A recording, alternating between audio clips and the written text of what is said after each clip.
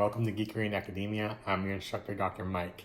Here at Geekery and Academia, I discuss a wide range of issues and topics, from comic books, novels, movies, and video games, to education, history, college life, and graduate school, and whatever else pops into my silly little head.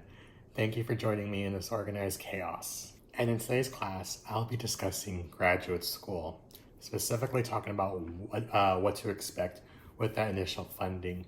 Some of this advice will apply if you're going into law school, med school, and other professional programs, but I'd recommend you research into those programs specifically, since this one is more focused around master's and PhD programs. So since it's January, that means those of you who applied for graduate school should be getting letters soon to let you know on the department's decisions.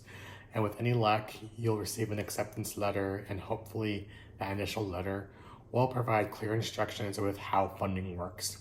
Otherwise, be on the lookout for a follow-up letter or immediately contact someone from the department for more instruction. For starters, I have to say this to everyone before you formally accept an offer. Do not accept the offer without funding. Graduate school is very expensive, especially if you're going in for a PhD program, which can take around 5 to 7 years to complete. And student loans for graduate programs come with a higher interest rate, so you'll want to keep the loans to a minimum as much as possible. But that will get trickier to do depending on how much funding you receive, if you get an additional scholarships, grants, fellowships, and whatever your living situation is. Things get very expensive when you factor in things like your physical and mental health, whether or not you have a partner and are married and or have children, and or if you're caring for an elderly relative. And given the workload and stress factor of graduate school, iffy funding can make it really not worth attending. But the good news is that pretty much every graduate program will fund you by default, because they're more restrictive on the amount of students that they accept in a given school year.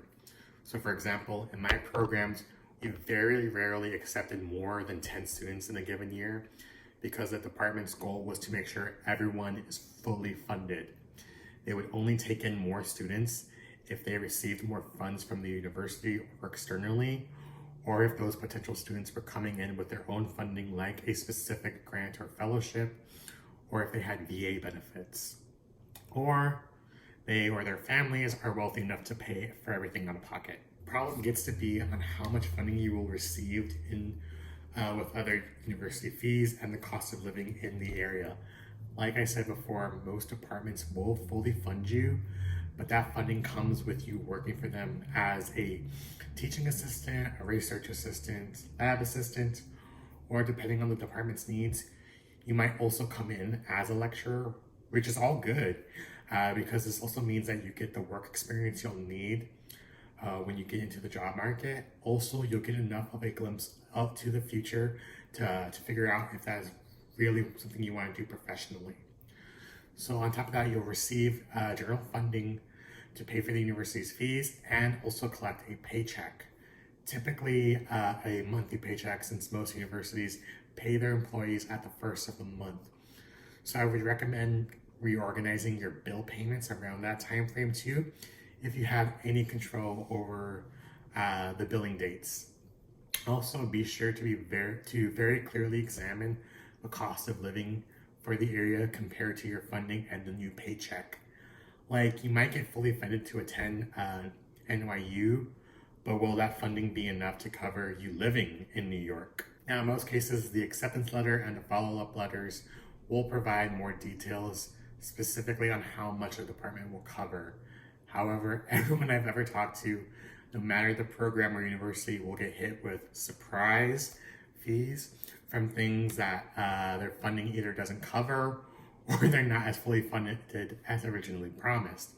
So I highly encourage you to speak with your department's business coordinator, assistant, or whoever else helps process the bills for your program to get a more accurate estimate of the funding, or go directly to a graduate student from that program for the real talk. So whenever we got incoming graduate students or prospective students, I would make it a point to give them a heads up on the true bill and funding so that they weren't caught as off guard as the rest of us were.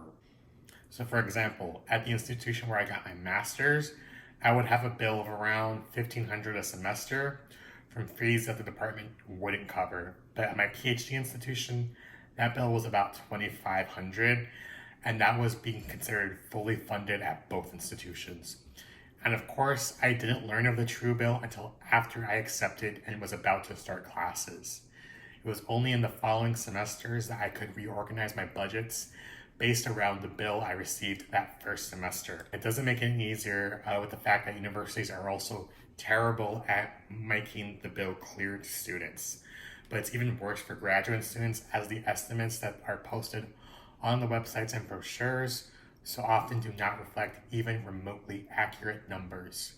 You can go from the graduate school website, financial aid, and the billing office, getting completely different estimates from each of them, which makes it that much harder to put together a reasonable budget, even with each office factoring in the same line items. And after personally trying to manage my finances and put together a somewhat accurate budget, these universities did not make it easy, and I always ended up needing to take out more money for loans than planned because the estimate they gave me was way off, or there were additional fees that they failed to properly disclose ahead of time. And another thing to factor in is the summer months. Many programs will not fully fund you for the summer. The only exceptions are if they hire you for the summer. Additionally, if you decide to take summer courses, so your department will do their best to get you funded, but don't assume summer funding is guaranteed without official confirmation.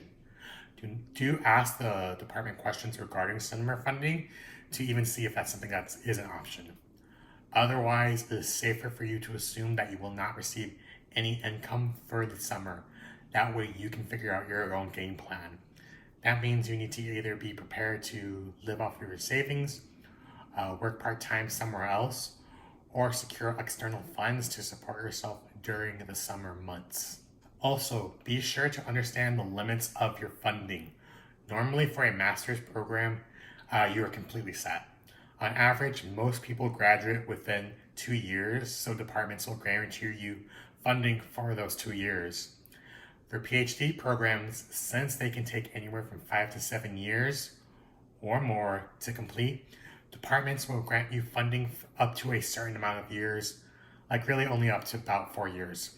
The reason being that PhD students will likely leave for fellowships and lecturing positions at other institutions while they're finishing their dissertation.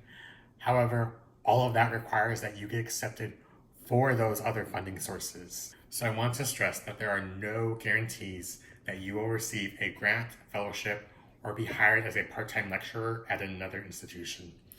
There are hundreds of other graduate students who are equally as qualified as you that are applying for the same handful of grants, fellowships, and jobs. So not everyone will be lucky enough to receive something, and it is possible that you will end up with very little additional funding or nothing at all. So brace yourselves that you may need to take out loans for a year or two, or have to secure work elsewhere, like at an office or a bank, to get you through to the finish line.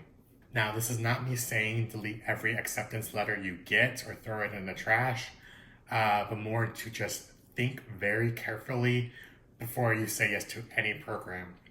Graduate programs will destroy your mental health very quickly and also wreck your finances. So be sure that you are getting the most amount of funding possible and know what you're getting into ahead of time. That way you won't be as overwhelmed as so many others are. If you'd like to know more about graduate school, college life, or other general education questions, then leave some comments down below and I'll try to get back to you. And depending on the questions, I'll make a follow-up video to expand and demystify things to the best of my ability. So that's it for today's class. Thank you for joining me, and I hope to see you next time. I post videos every Tuesday and Thursday. You can also follow me on Twitter, TikTok, and Tumblr. I'm Dr. Mike, and I'll see you next time. Bye!